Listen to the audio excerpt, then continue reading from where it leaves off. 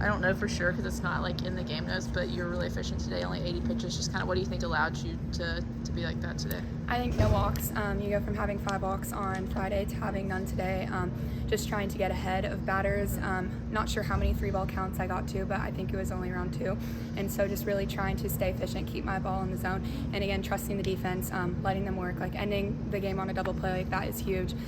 So really just the efficiency of throwing strikes and no walks. You guys have been better in close games lately. Just what's been behind that? Has there been a different mentality, something you guys talked about? We kind of just talk about how it's all in our favor.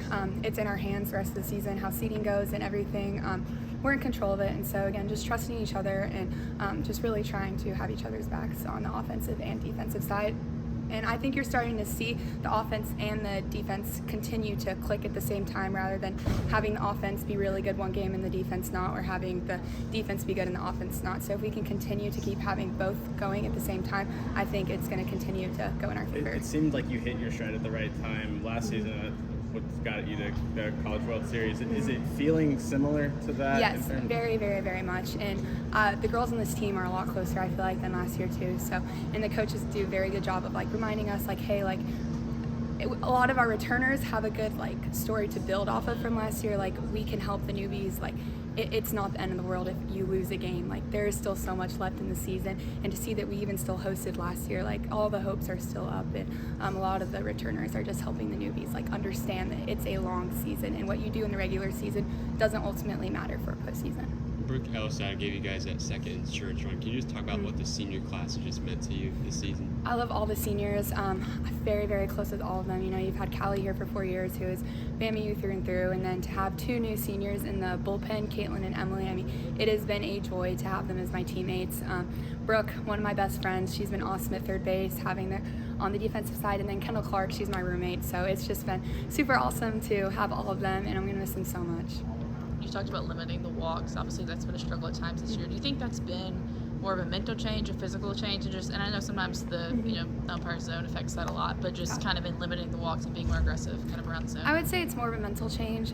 Most of the time when the walks happen, I feel like I've given up a hit previously, or there is an error on the field. So, and then I start getting into my head like, I have to be perfect now, like trying not to let another hit. No back-to-backs is something that we harp on a lot. So like if there's an error, don't give up a hit, or if there's a walk, don't make an error in the field, something like that. So I think like I internalize the pressure a lot myself, and so today kind of just like in the 7th inning I was like, all right, she got a hit, the next girl's not gonna get a hit, and then we rolled the double play. So I think if I can continue to stay strong like that mentally, and then also like going back and seeing the results of no walks, like how it is for me, I think that is really gonna help me take my next step throughout the rest of the season. I know you talked about moving on and the mentality of that.